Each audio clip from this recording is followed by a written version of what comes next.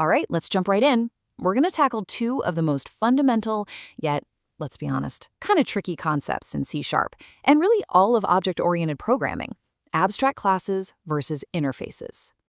And yeah, this quote from C# Corner just hits the nail on the head, doesn't it? These two concepts are basically the villains of every single technical interview. You know that moment? The interviewer leans back, gives you a little smile, and asks the question. Your answer, right then and there, can totally make or break the whole thing. So, what is the big deal? Why are they so tough? Well, the difficulty isn't really about knowing what they are on a surface level. The real challenge is knowing when to use one over the other, and more importantly, why.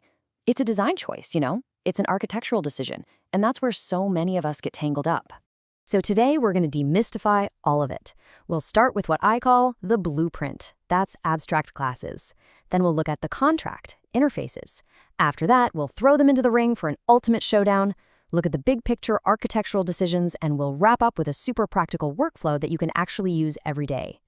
Okay, first up, the abstract class. Seriously, the best way to wrap your head around this is to think of it as a blueprint for a whole family of related things. See that word on the slide? Incomplete. That is everything. An abstract class is just a starting point, a foundation. You can't just create an object from it out of thin air, just like you can't actually live inside a paper blueprint. Its entire job is to be the base for other, more complete, more concrete classes to build upon. And this house analogy really drives home the is-a relationship. The blueprint defines what a house is, right? So a ranch house that inherits from it, well, it is a house. It gets the core structure for free, the walls, the roof, but then it adds its own unique details. This is amazing because it means you're not copying and pasting the same basic code for every single type of house you want to build. Let's look at some code. On the screen, we've got an abstract class called iPhone. Now look inside. See the call method? That's a concrete method. It's already built, it works, and it's the same for every iPhone. But then you've got model. It has that abstract keyword. That's a command. It's a rule that says, hey, any other class that wants to be an iPhone must create its own version of the model method. So the most important thing to remember here is this mix of providing code and demanding code. An abstract class can give you finished, ready-to-use features and force you to follow a specific structure. But, and this is a big but, remember the huge limitation baked right into C#. A class can only inherit from one abstract class. That's it, single inheritance. All right, let's totally switch gears and talk about our second concept, the interface. Now, if an abstract class is a blueprint, an interface is more like a super strict contract, or maybe a certification. The key idea here is separating the what from the how. An interface is a pure promise. It just lists a set of abilities, like can fly or can be saved. And any class that wants to sign this contract, well, it's promising that it will provide the how for every single item on that list, no exceptions. This is what we call the can-do relationship. That LEED certification doesn't care if you're a massive skyscraper or a tiny little house. All it cares about is whether you meet its rules for energy efficiency. So both a skyscraper and a house can be LEED certified. They're totally different things that just happen to share a common capability. And if you look at the code example for the iReadable interface, it's almost nothing. It's just a single method signature, read. There's no code inside, no implementation. It's just a promise. A book class could implement it, a web page class could, heck, even a sensor class could. They are all just promising to the world, hey, I have a read method. And here is the absolute game changer, the thing that solves that big limitation of abstract classes.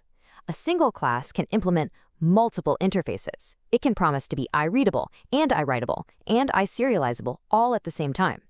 This is C#'s way of giving you a kind of multiple inheritance, but it's focused on capabilities, not on family history. Okay, we've met the contenders. We know them individually. Now it's time to put them side by side, head to head. This is the real meat and potatoes of that classic interview question.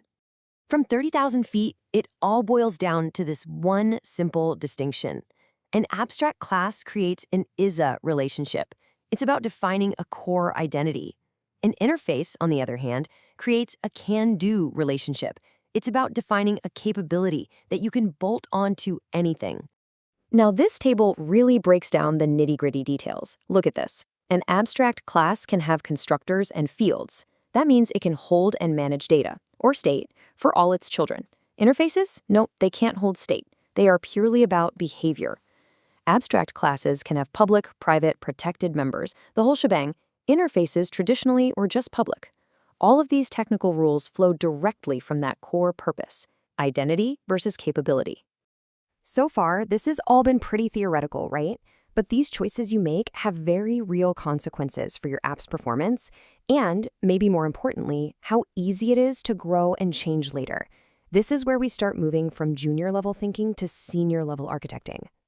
So here's a classic deep dive interview question for you. Which one is faster? The answer is the abstract class. But, and this is important, only by a tiny, tiny margin. Calling a method through an abstract class is just a little bit more efficient than calling it through an interface. But why is that? It all comes down to how the system looks up which method to actually call. With an abstract class, it's a one-step process. It looks in a list called a virtual method table or vtable, and boom, it finds it, direct. With an interface, it's a two-step process. First, the system has to find the right table for that specific interface, and then it has to find the method inside that table.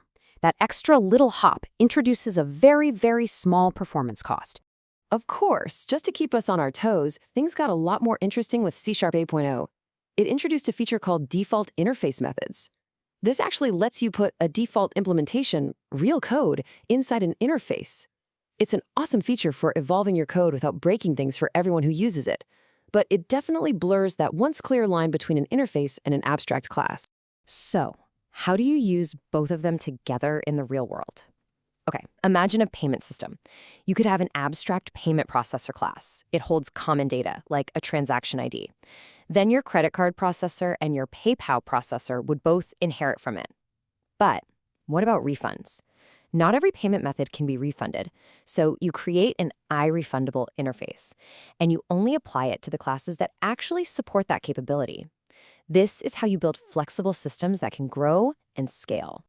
Okay, deep breath. Let's bring all this home. When you're sitting there staring at a blank screen, how do you actually decide which tool to pull out of the toolbox? Here's a simple workflow that will serve you well. When in doubt, start with an interface. Always define the contract first. Then, as you start building things out, if you see 2 or 3 different classes implementing that interface with the exact same boilerplate code, that's a huge flashing sign. That's your cue to think about creating an abstract class to share that common logic. Just keep asking yourself the key question.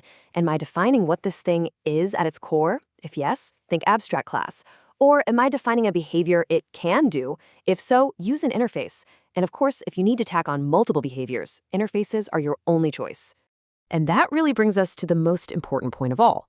These are not unshakable laws of the universe. They're design principles. And once you understand them this deeply, you gain the power not just to follow the rules, but to know exactly when, and more importantly, why it might make sense to bend them to create a better, cleaner, more elegant solution. The real mastery isn't in knowing the definitions. It's in understanding the trade-offs you make with every line of code.